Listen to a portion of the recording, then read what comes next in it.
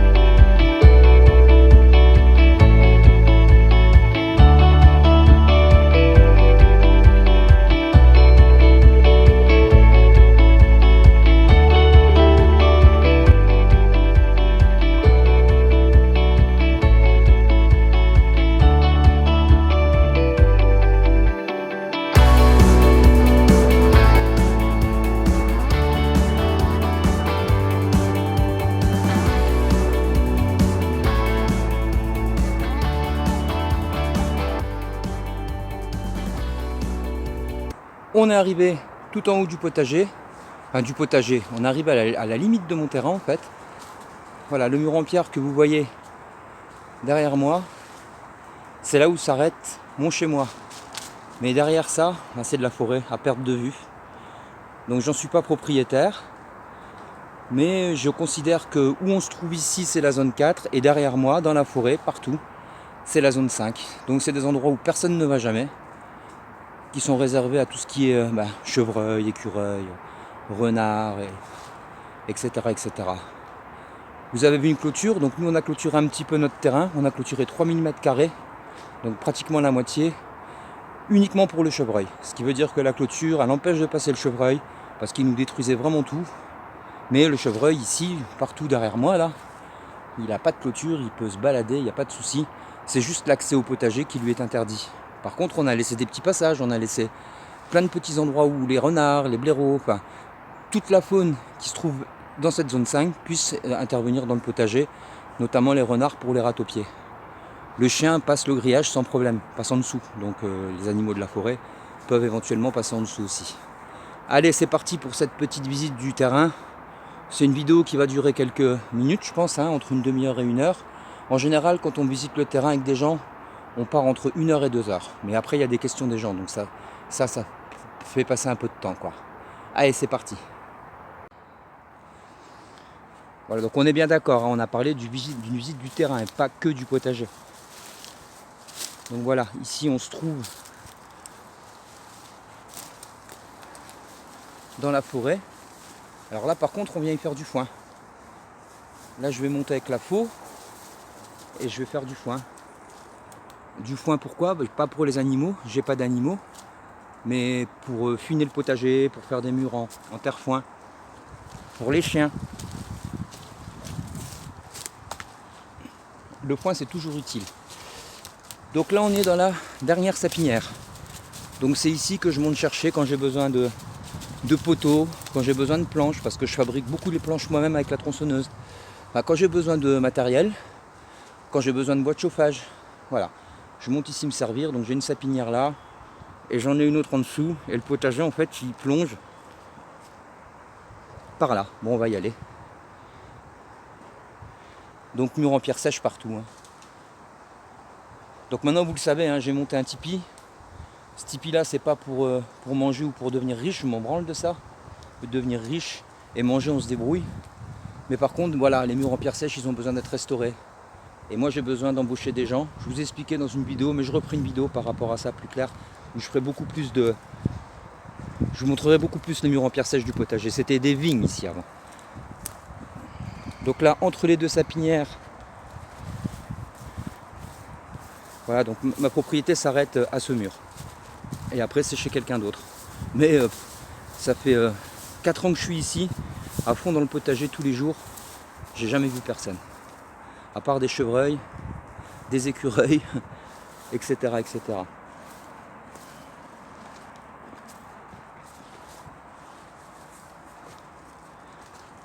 Ouais, ça bouge un peu, hein. Mais bon, il n'y a pas de chemin, donc c'est pas facile. Voilà, ici entre les deux sapinières, j'ai 600 mètres carrés, c'est de l'herbe. Donc ces 3 zones-là, c'est vraiment le projet de virer tous les sapins, parce que les sapins, 1 ou 2, ça va, mais 1200 mètres carrés de sapins, ça fait trop, ça apporte rien. Et à la place, y implanter plein d'arbres fruitiers. Pas de potager ici, pas de potager, des arbres fruitiers, de la rhubarbe, des groseilliers, des framboisiers, des fraisiers. Voilà, qu'on soit pas obligé d'y venir tous les jours. Bon, en plus, il n'y a pas d'eau, la source, elle est un peu plus bas. Donc, il faudrait monter l'eau jusqu'ici, ça serait vraiment... Bon, ça serait jouable, hein, mais ça serait vraiment compliqué, quoi.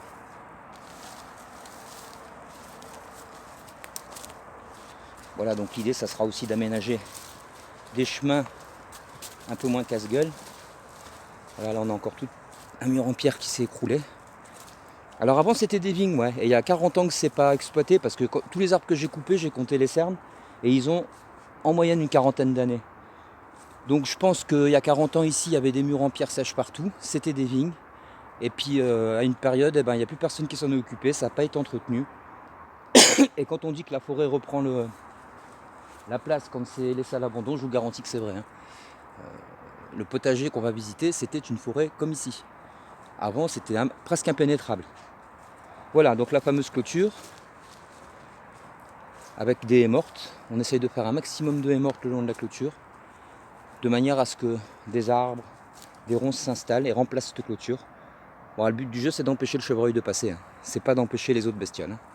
Voilà, donc là on rentre dans le potager, bon, qui est loin d'être fini. Ici, l'année dernière, c'était une zone de culture, ici et là, où j'avais mis des patates.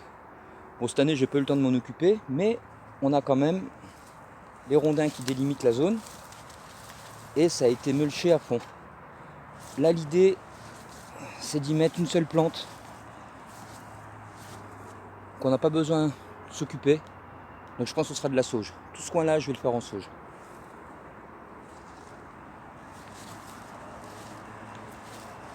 Voilà, encore un mur en pierre qui s'écroule. Il y en a, en fait, il y en a un peu partout. Et c'est dommage de les laisser s'écrouler parce que si on laisse ça comme ça, dans quelques années, il n'y aura vraiment plus rien, quoi. Les pierres seront englouties. Alors là, sur ma droite, on a encore une zone qui est à peu près plane, parce qu'on est en haut de la montagne, là. Mais on s'en rend pas compte parce que c'est plein d'acacias. Mais ça, c'est une zone que je vais terrasser, aménager. Je pense que d'ici 3-4 ans, ici, on y sera arrivé, quoi. Tous les ans, en hiver, je terrasse une partie du terrain. J'aménage une partie du terrain. Donc là, c'est plein d'acacias. Bon, l'avantage de l'acacia, c'est qu'il est fixateur d'azote. L'inconvénient, tout ça, c'est des rejets. Il y avait des acacias ici, on les a coupés. Ça fait plein de petits rejets partout.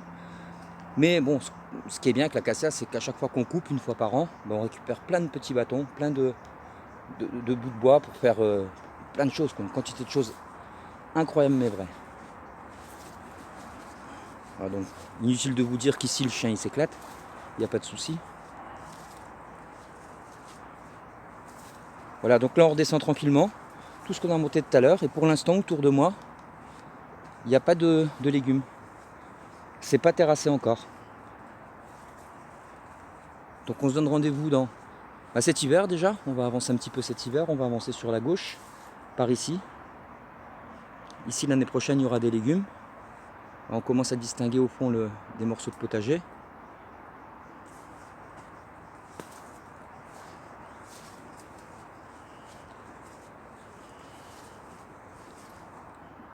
Voilà, là on arrive en zone civilisée. Alors on va déjà partir à droite. Les chiens connaissent la route. Qui pourrait s'imaginer que derrière ça, il y a quelque chose? Eh ben moi. Alors ça c'est le dernier.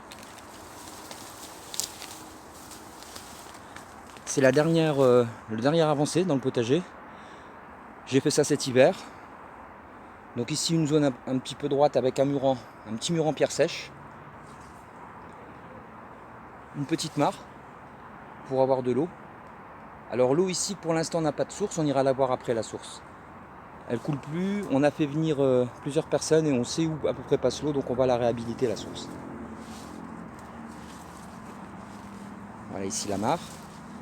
Alors ça c'est un endroit où j'ai mis un arbre fruitier qui est là, ici. Et j'ai mis du tabac cette année. Bon le tabac ça fait 2 mois qu'il est en terre, il n'a pas poussé. L'année dernière j'avais mis d'autres légumes, ça n'a pas poussé. C'est un coin où il y a toujours de l'ombre. Le soleil n'y arrive jamais, donc il n'y a rien qui pousse. Voilà la terre.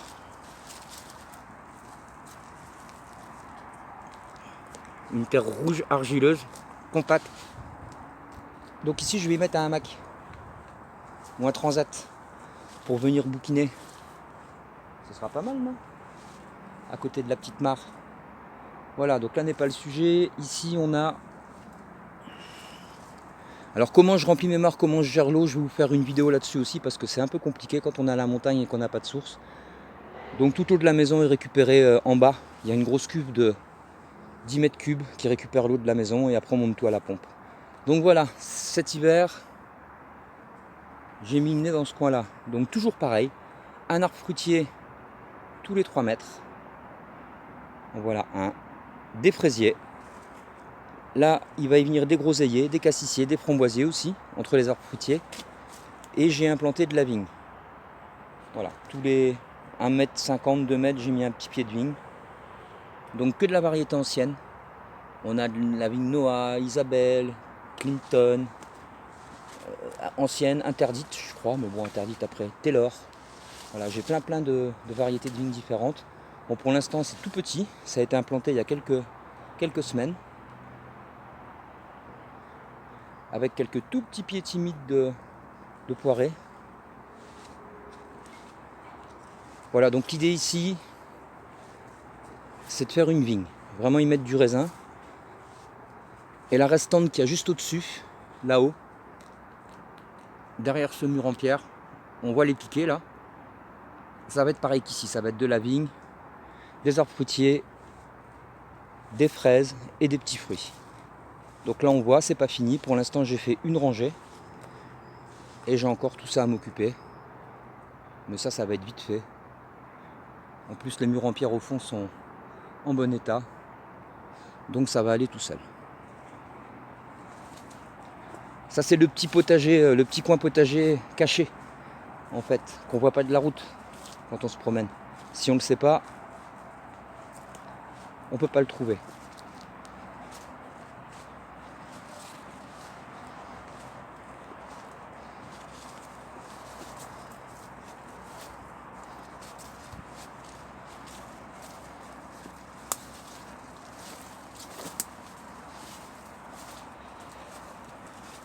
Voilà, alors maintenant on va descendre un petit peu. Et là on va arriver dans vraiment le potager. Alors c'est grand. Je crois qu'il doit y avoir 6 emplacements différents, 6 potagers différents à des endroits différents, avec des écosystèmes différents, avec une terre différente. Et je m'aperçois avec le temps que y a des endroits où ça pousse super bien et d'autres endroits où ça pousse moins bien. Par exemple, le tabac va se plaire à tel endroit, va se déplaire à un autre endroit. Les tomates vont se plaire à cet endroit, vont se déplaire à cet autre endroit.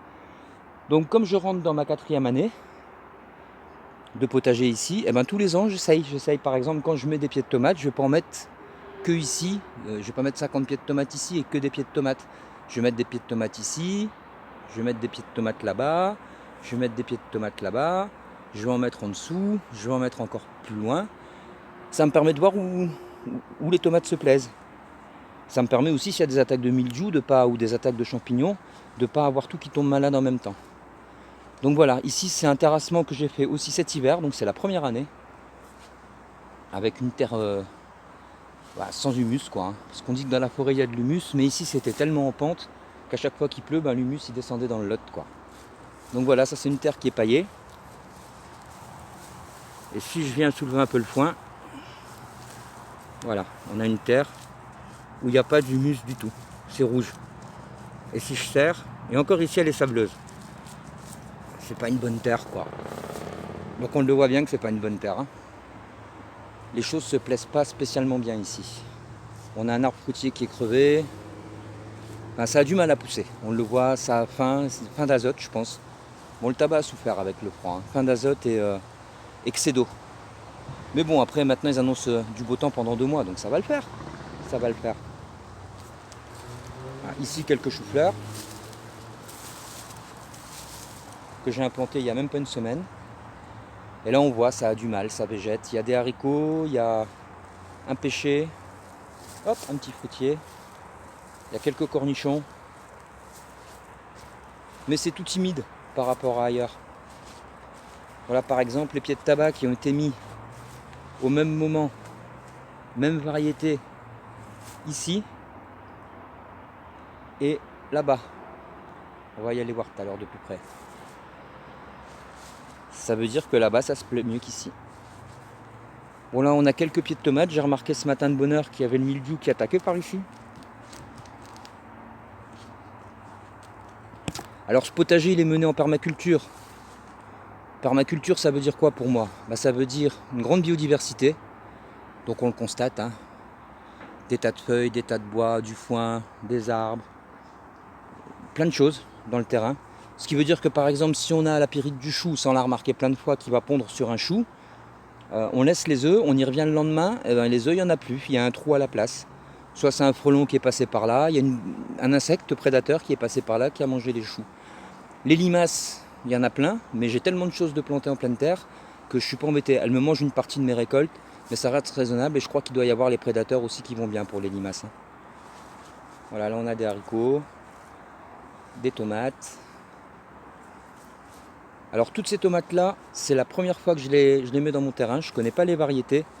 C'est du méli-mélo que j'ai acheté chez Grendel Pays. En fait il y a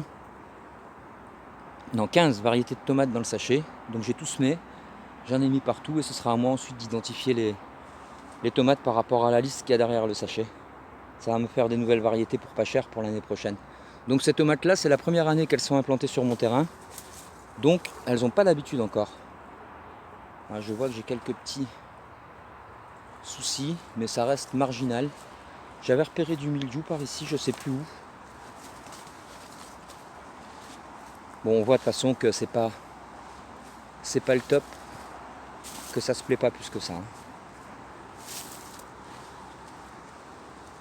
Allez, on va aller visiter maintenant ce petit potager qui est plus centré dans le terrain et qui passe sur la veine d'eau, qui passe sur la source. Voilà, donc je vous disais tout à l'heure permaculture. Pour moi, permaculture, c'est comme faisaient nos anciens, quoi. Donc comme ici on fait, sans produits chimiques. Le seul intrant, c'est quelques bottes de foin. Après, vous l'avez vu tout à l'heure, j'ai de l'herbe. Je ne sais pas si je vous l'ai montré l'herbe, mais bon, je coupe mon foin. Donc je suis à moitié-moitié, quoi, à peu près. Moitié import et moitié foin maison. Donc voilà, ça c'est une zone que j'ai terrassée. Elle est à sa 2e année de production, il y a 2 ans, et je constate qu'ici ça pousse bien. La terre est la même qu'ailleurs, mais elle est beaucoup moins sableuse, beaucoup plus argileuse. La rhubarbe, on a déjà fait plusieurs récoltes, on a déjà fait plein de pots de confiture, on va refaire une récolte encore. Là on voit les choux, choux rouges tête noire.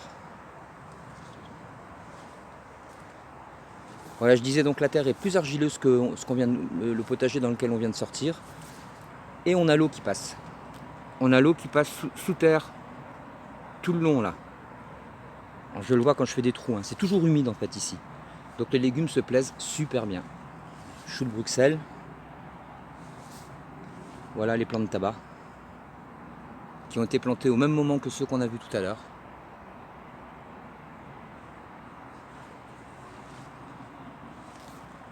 Alors tous les 3 mètres, il y a un arbre fruitier dans ce terrain. Voilà, on a implanté ça il y a 2 ans.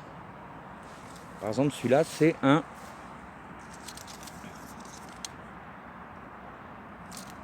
poirier bergamote Esperanza. J'ai un ami qui est passionné de variétés anciennes en fruitier qui greffe. Et à chaque fois, il me fait des jolis cadeaux. La dernière fois, il m'a donné 25 arbres fruitiers. pour implanter dans le terrain parce qu'il a très bien compris que j'allais en prendre soin. Voilà, là on a la belle de nuit. Les choux, Artémisia derrière. Alors l'artémisia, j'ai des pieds qui font 20 cm, j'en ai d'autres qui font 1 mètre, j'en ai d'autres qui font 50 cm, j'ai fait 3 semis. Mais c'est pas le top cette année l'artémisia, ça a besoin de chaleur. Là on a du ricin, pour essayer de voir un petit peu si ça marche pour éloigner les râteaux-pieds. Sorgho.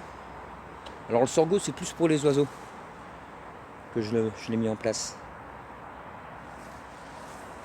Et là on a toute une zone de culture où on a du ricin, du physalis,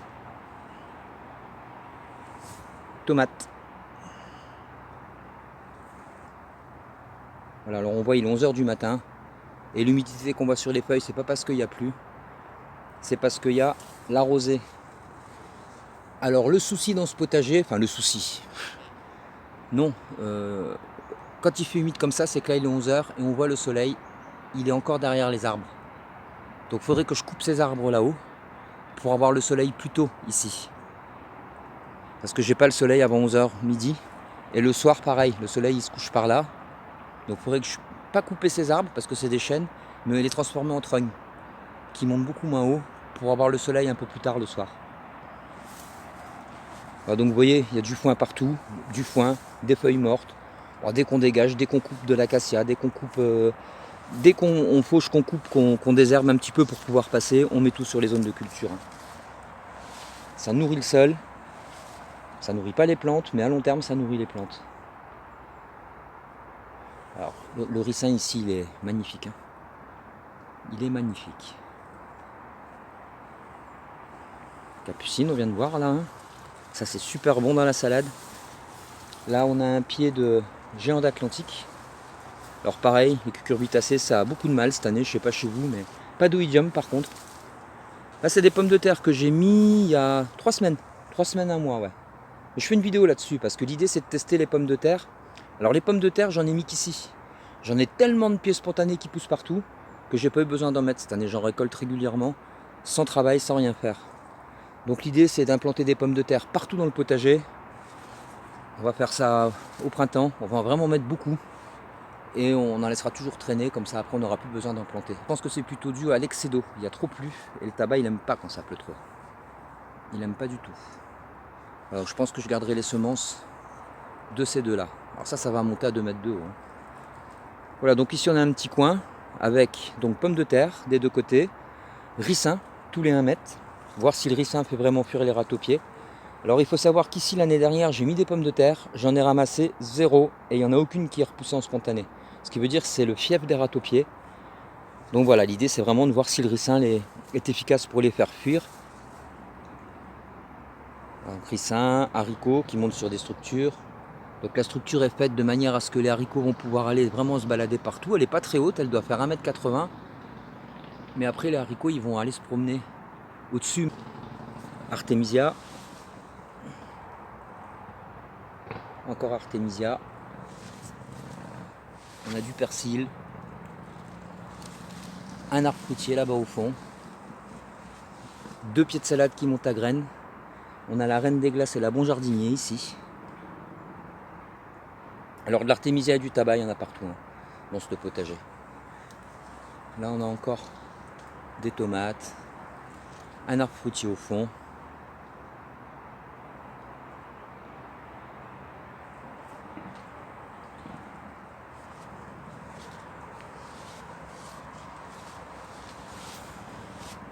Les réserves d'eau. Alors ici j'ai une cuve là-haut de 500 litres. Là-haut. Donc on la remplit avec la pompe et ensuite on a ici là on a un tuyau qui vient et ça descend avec la force de l'attraction terrestre, je sais plus comment on dit. Enfin bref, ça descend tout seul quoi, ça siphonne.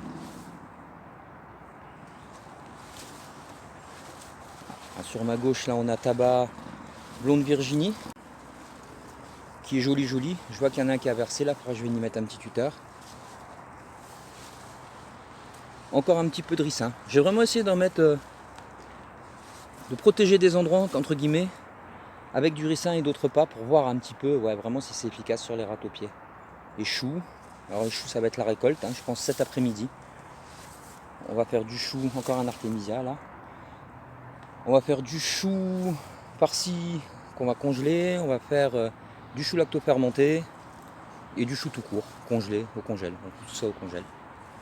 Là on a les choux rouges tête noire ici qui ressemblent à des fleurs, ils sont vraiment magnifiques.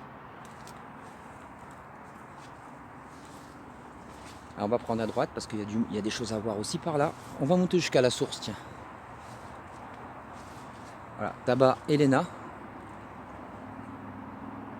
Là il est magnifique celui-là cette année. Autant l'année dernière il avait rien donné celui-là, Elena, et autant cette année c'est celui qui se plaît, c'est la variété qu'il fallait pour cette année. Ici on a du physalis.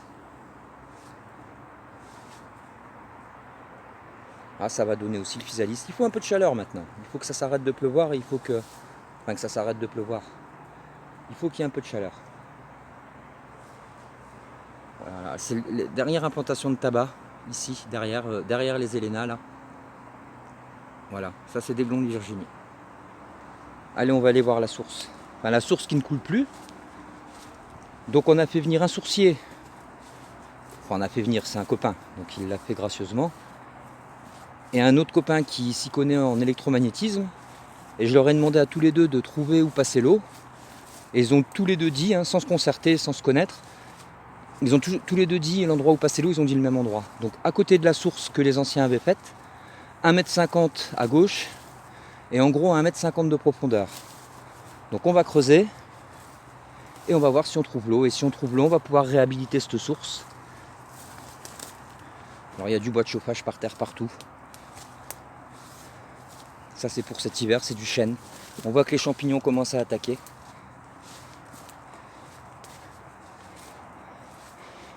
Voilà, et là à droite, on voit ce poteau, ici. C'est un endroit qu'on a commencé à terrasser. Et là on va faire une maison en terre-paille pour les filles. Comme ça, comme elles commencent à grandir, elles auront leur petit coin. Si elles ont des amoureux, elles pourront venir s'isoler par ici. Voilà la source. Donc je pense qu'elle doit avoir une centaine d'années. L'eau, ça se remplissait d'eau, je pense. Alors on a un petit truc en fer qui sort du... Je sais pas ce que c'est ça, s'il y a quelqu'un qui sait ce que c'est, qui sort du mur. Et derrière ce mur en fait, voilà, la source arrivait là. Et donc normalement la source se trouve par ici, à 1,50 m de ce trou, à 1,50 m de profondeur. Et tout le long de la montagne, on a une largeur de 10 mètres de large à peu près où c'est humide. Donc il y a de l'eau qui passe en sous-sol. Et où on a des plantes bio-indicatrices aussi, qui nous indiquent qu'il y a de l'eau qui passe en dessous. Voilà la source. Donc ça c'est un projet de réhabilitation quand même, que je vais m'occuper assez rapidement. Dès que ce sera possible, il faudra faire tomber cet arbre, refaire ce mur en pierre, aller curer la réserve en dessous, trouver l'eau, la ramener dans cet endroit, qu'elle revienne dans cet abreuvoir. Et là si je trouve l'eau, je suis le roi du pétrole. Parce que quand même c'est pas évident de gérer l'eau, récupérer l'eau en dessous, tout en bas dans la vallée, grâce au toit de la maison. Monter tout ça à la pompe, il me faut 2 pompes pour arriver jusqu'ici. Donc voilà, mais comme je vous dis, bientôt je vous ferai une petite vidéo là-dessus. Voilà, ça c'est l'endroit qu'on est en train de terrasser. Hop.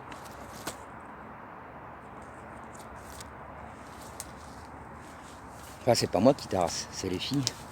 Elles se débrouillent, je leur file un coup de main. Je les aiguille un petit peu en leur expliquant comment il faut faire. Elles sont courageuses les gamines.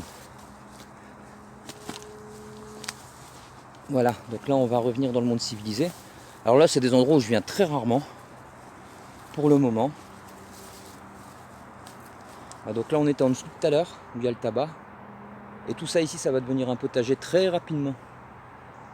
L'année prochaine ce sera cultivé tout ça. Comme je sais que c'est un coin où ça pousse bien et où il y a de l'eau qui passe en dessous, c'est là qu'il faut que j'installe des légumes.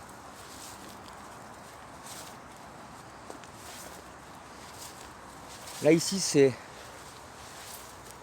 une haie morte. Pareil, je vous ai fait une vidéo là-dessus. Donc elle a bien diminué. Et elle est en train de se faire envahir par les ronces.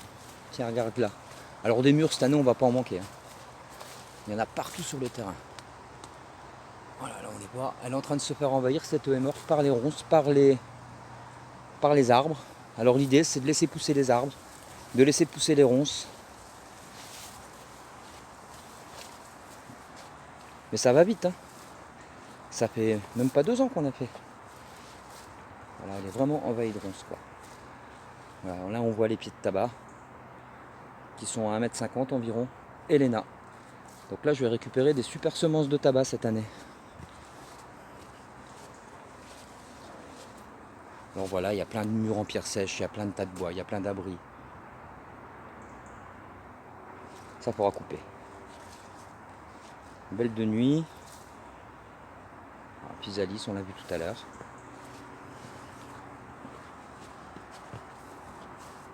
Voilà, donc là on va aller visiter maintenant la pataterie qui se trouve là-bas.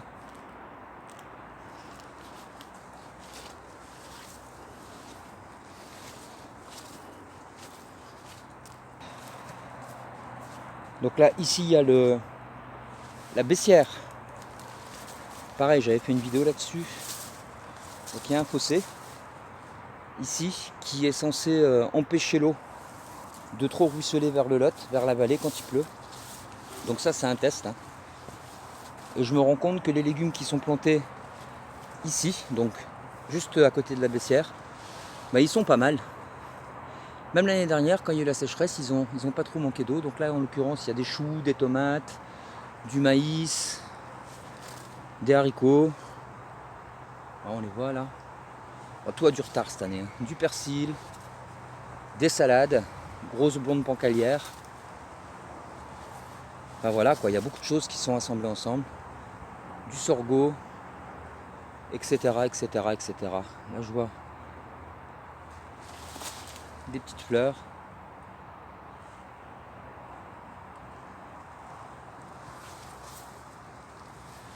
Calendula, je crois. Ouais, calendula. Ça, c'est bien en médicinal, je crois. Je suis en train de me renseigner à fond là sur les plantes médicinales en ce moment. On va récolter le millepertuis là. On va récolter le millepertuis et les graines de millepertuis bientôt. Voilà, donc là on arrive à la pataterie. Alors pourquoi la pataterie? Parce que j'ai terrassé ça il y a 2 ou 3 ans à l'arrache. Parce qu'on a récupéré plein de patates, on n'avait plus de place. Donc on l'a appelé la pataterie. Là il y a un noisetier, il y a quelques pieds de tabac. Sur ma droite il y a du grillage.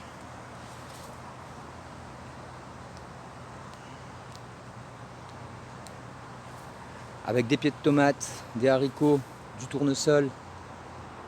De l'autre côté il y a des choux, des salades. Artemisia Nua. Là, on voit vraiment que l'artémisia on peut en mettre partout parce que ça prend pas de place quoi. Là il y en a encore un petit derrière. Pied de tabac. Livèche. Tétragone ici. Encore de l'artémisia planquée là. Et puis des pieds de tomates, des haricots. Voilà, tout ça, ça monte partout. Moi, je fais des structures en bois gratos. Hein. Je vais dans ma forêt, je vais récupérer ce que j'ai besoin. Là, on a un petit coin de fraises. C'est la gariguette, celle-là. Excellent. Pareil, des fraises, il y en a partout ici. Je les utilise beaucoup en couvre-sol, les fraises. Chou de 500 ici. Bourrache. Récupération de graines de bourrache. Artemisia ricin là-bas. Ici, plein de pieds de tomates. Avec le maïs glace glem derrière. Et au pied, il y a de la salade Batavia, il y a de la poirée blonde à quart de blanche. Et il y a de la pain de sucre. Tomate encore. Alors j'ai une petite attaque de mildiou ici. Voilà, là. Donc on va voir. Moi je traite pas. Si je vois que le mildiou commence à attaquer ce pied comme il faut, ben je coupe le pied, je le dégage. Au pire je coupe tous les pieds qu'il y a là. Après j'ai des tomates partout ailleurs, donc j'aurai pas des attaques de mildiou partout en même temps. mais je ne traiterai pas, ça c'est sûr et certain. Si ce pied de tomate chope le mildiou et ne tient pas la route, c'est qu'il n'a rien à faire chez moi, c'est qu'il n'est pas résistant au mildiou. Par contre, s'il attrape le mildiou et qu'il s'en sort, là je vais récupérer les graines. Là c'est la tomate voyageur. Alors attention avec la voyageur, elle s'hybride hyper facilement. Un jour je vous expliquerai pourquoi aussi. On la voit là derrière. Belle de nuit. Là c'est du... Ah, céleri. Céleri. On voit quelques petits pieds d'artémisia encore derrière qui sont là, et ces murs en pierre sèche. Et tout ce tas de, quand on débroussaille, de matière organique. Ouais, j'aime bien mélanger les haricots avec les tomates.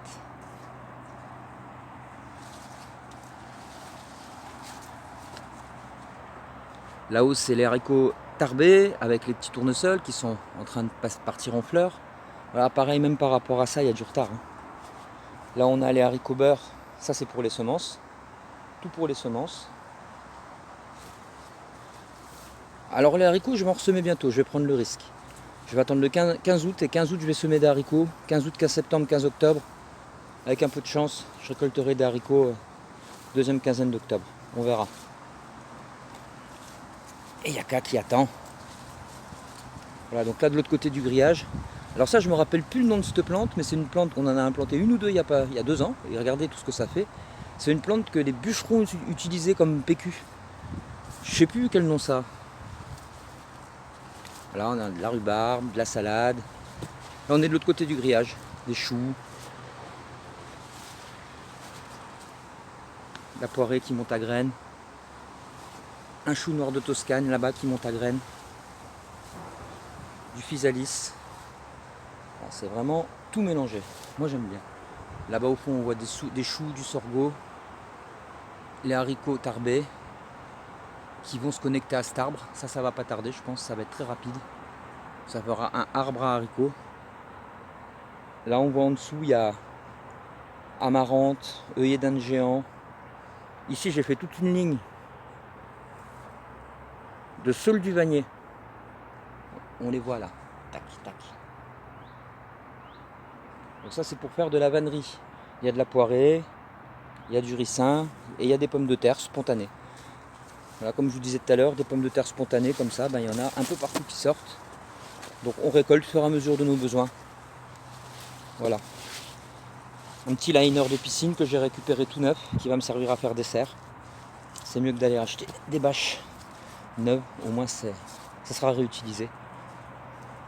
Voilà, le saule du Vanier, ici.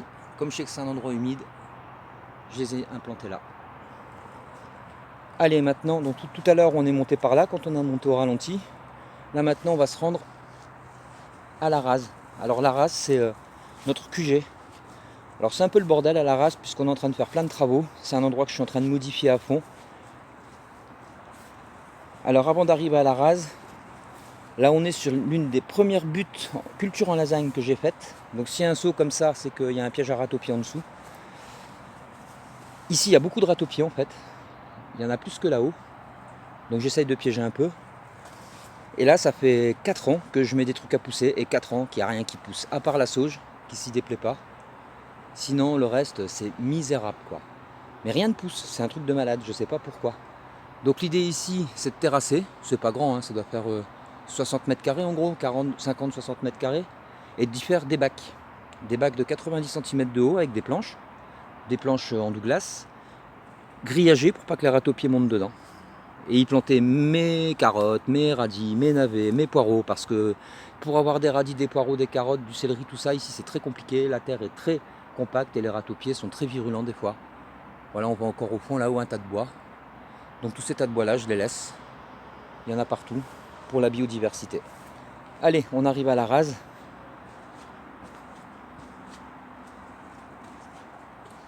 Donc tout ça, c'est tout le bordel qu'on doit descendre. Vous avez vu, c'est pas la porte à côté. Ça, c'est une serre que j'ai fabriquée il y a 2 ans, 2 ans et demi. Il y a une vidéo là-dessus. J'étais tout content de faire cette serre-là. Mais en fait, elle est trop à l'ombre. Vraiment trop à l'ombre. Et ça marche. L'hiver, ça marche parce qu'il n'y a pas de feuilles sur les arbres et le soleil y passe. Mais l'été, elle a le soleil que maintenant le matin. Et après, elle n'a plus de soleil du tout. Donc j'ai décidé de virer les plaques en plexi que j'ai mis. Et je vais monter, je vais habiller la structure avec des murs en terre-foin. Terre-foin-foin, parce que pas terre-paille, terre-foin ici. Et je m'en ferai un atelier pour faire mes semis. Parce que cette année, j'ai commencé à vendre un peu de semis dans mon magasin. Hein, ceux qui me connaissent le savent, je suis artisan, je fabrique des vases et des lampes. Tiens, je vous mets un petit lien là de quoi je vis. Et mon magasin, ben, je l'ai utilisé à partir depuis le mois de mars, avril, pour y vendre des semis. Des semis, ouais, pour y vendre des plants, quoi.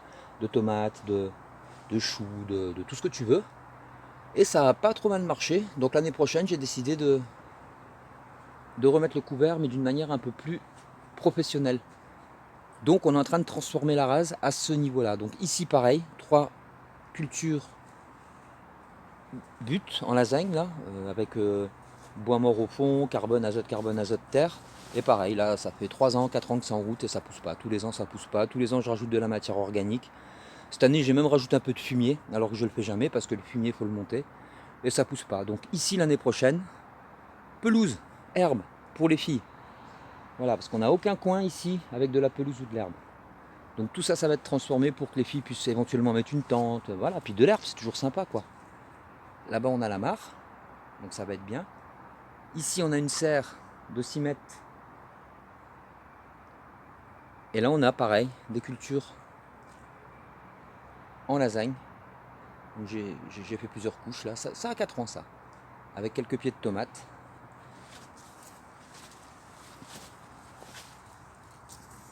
Ça, c'est Indigo Midnight. Ça va, hein?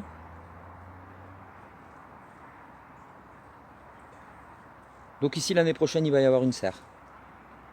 Où je me trouve.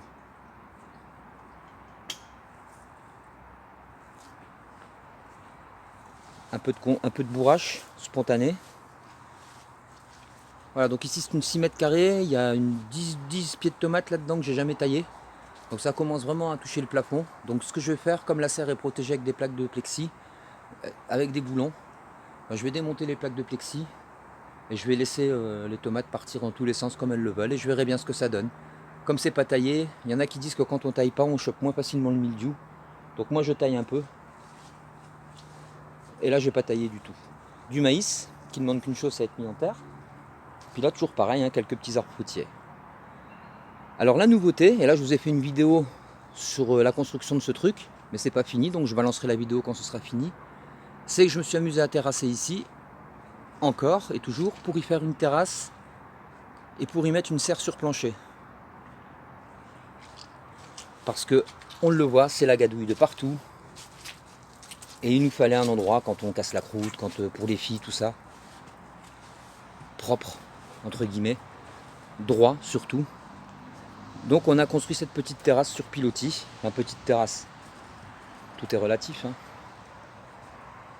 Là maintenant il n'y a plus qu'à y mettre le toit, ça va venir, je pense qu'on va attaquer ça cet après-midi. Voilà, la terrasse elle va continuer ici, pour accéder à cette autre terrasse.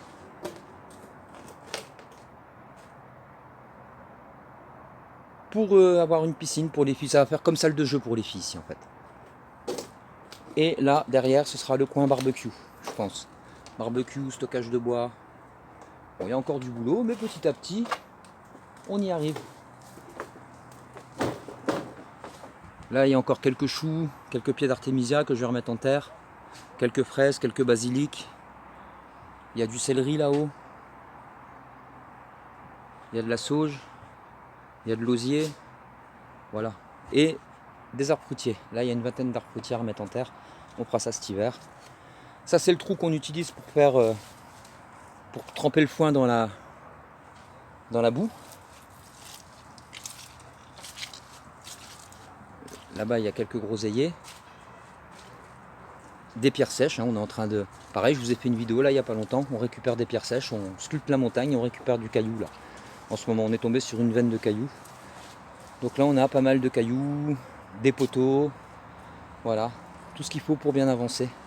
Et ça, c'est la grande serre. Donc là, par contre, là-dedans, aucune maladie, aucun problème. Un peu de taille, parce que sinon, ça serait le bordel. On ne pourrait plus y rentrer. Déjà que là, c'est compliqué. Et quelques tomates qui commencent à mûrir. Alors il faut savoir qu'en 4 ans, j'ai jamais récolté de pieds de tomates avant le mois de septembre, moi ici. Hein. Donc je me dis, vu le temps qu'il fait, avoir déjà des pieds de tomates mûrs dans la serre, c'est cool. Voilà, et ça va jusqu'au bout, ça fait 8 mètres de long sur 3 mètres de large. Et là, il n'y a que de la tomate, un peu de basilic, mais le basilic, il s'y plaît pas. Ici, il a trop d'ombre à cause des tomates. Et je vous montre même pas le piment, les aubergines, tout ça. Alors là, c'est la misère. Physalis ici. Alors le physalis, on va le faire sortir dehors, hein, je pense. Hein. Voilà. On voit des hippomées là-haut au fond.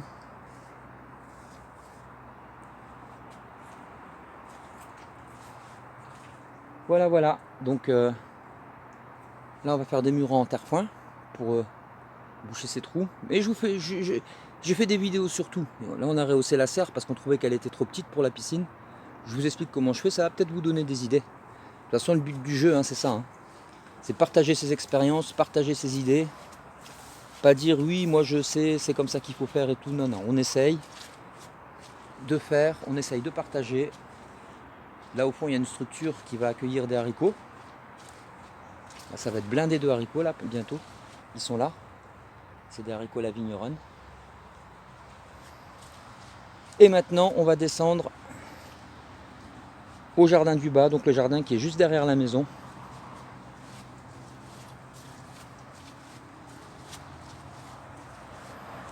Ici, on avait fait les poules avant, mais j'ai eu toutes les poules sont mortes à cause d'une maladie. Et franchement, ça m'a dégoûté quoi. Se lever tous les matins et trouver une poule morte, c'est bon quoi. T'as même plus envie de venir au potager. Donc on a décidé pour l'instant d'arrêter les poules et de remettre ça plus tard avec moins de poules. On en avait pris 40, en prendre 4 ou 5. Mais je vais vous montrer où je vais faire le poulailler. Je suis en train de fabriquer des murs en pierre sèche là pour faire le poulailler. Donc ici, ça va devenir, c'est prévu, une saladerie. Comme c'est mi-ombre, là je vais y mettre plein de salades. On voit de toute façon ici, il y en a déjà des salades. Hein. Elles n'ont pas l'air de se déplaire. Elles sont au frais, mi-ombre, elles ont l'ombre des arbres. Bon, il y a juste la limace qui est venue me faire une petite razzia là. Mais bon, il y en a tellement que c'est pas un problème.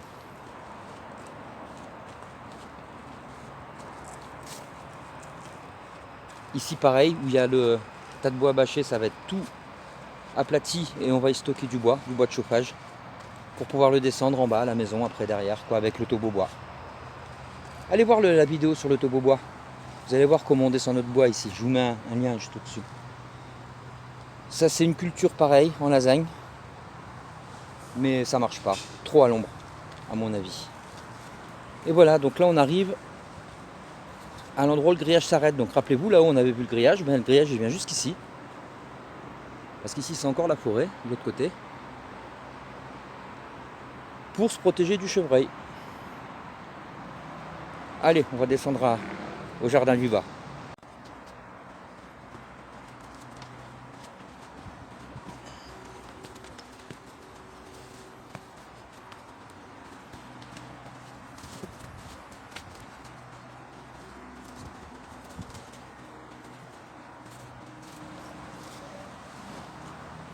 Donc là on arrive à un endroit où je suis en train également de terrasser. Bon, pour l'instant c'est un petit stockage de pierres, de trucs, de machins, de terreau et tout.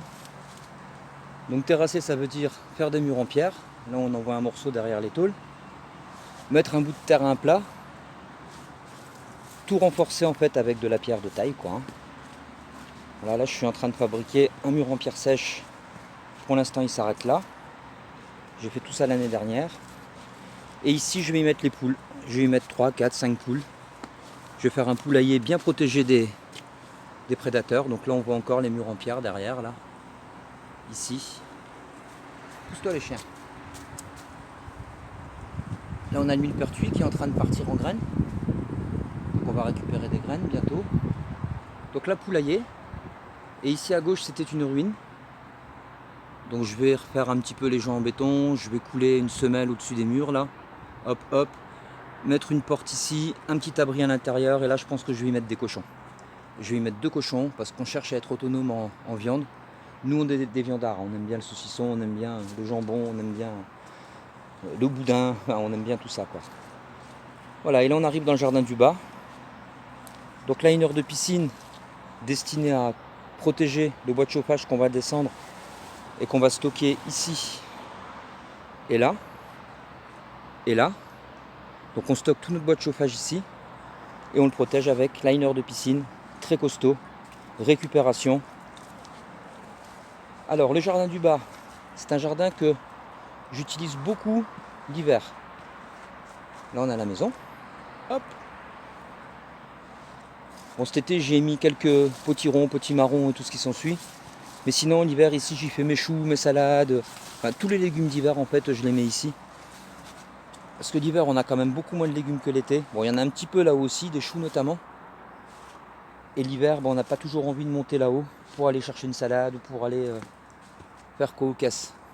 Alors voilà, j'ai des petits bacs, on le voit, avec des planches. Et j'y mets des tunnels l'hiver pour protéger du froid. C'est pas très grand ici, mais ça nous suffit pour nous 5 en légumes l'hiver. Voilà, on voit ici tout est vide. Ça a besoin d'être restauré un petit peu. Il y a des poteaux qui ont cassé, je vois. Pied de rhubarbe. Là, on a un poirier. Là, on a un cerisier qui est magnifique.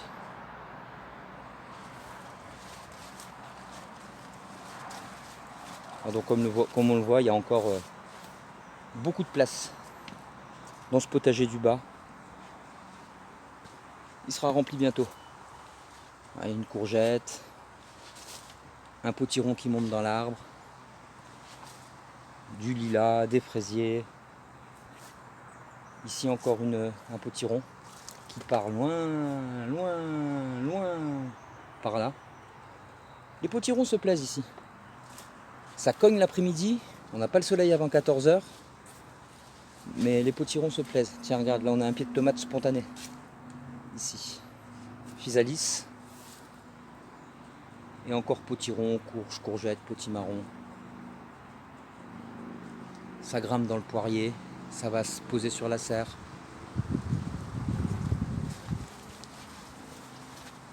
Voilà encore.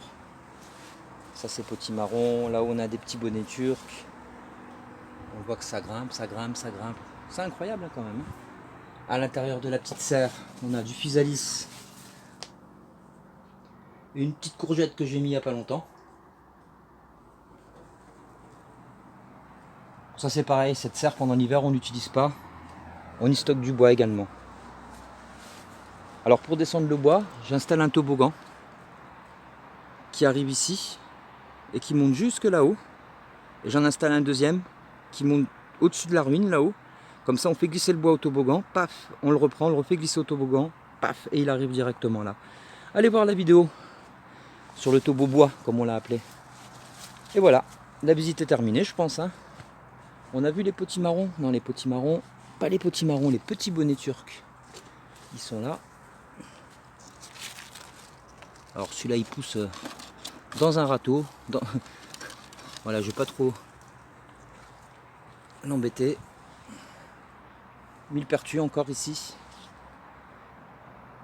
Et là la dernière petite serre avant d'arriver à la maison. Alors c'est une serre que je me sers pour faire des semis beaucoup. Au printemps, à partir du mois de février quoi. Je fais mes semis ici tranquille. Et puis sinon bah, madame s'en sert pour étendre son linge. On a récupéré plein de tuiles en ardoise. Et voilà, la visite est terminée. On arrive à la maison. J'espère que cette vidéo vous aura plu. Elle a été un peu longue, mais le terrain est grand, il fallait ce qu'il fallait. N'hésitez pas à me laisser un petit pouce bleu. Hein. N'hésitez pas à vous abonner si vous voulez voir un petit peu ce qu'on va faire sur l'avenir, comme ça vous ne louperez aucune vidéo. Bon, je ne dis pas que vous allez apprendre grand chose, mais au moins le peu de mes expériences que je fais ici, ben, je peux les partager avec vous. J'en apprends beaucoup grâce à YouTube, j'espère vous en apprendre un petit peu aussi. N'oubliez pas que toute critique est constructive si elle est justifiée. A bientôt pour de nouvelles vidéos. Au revoir.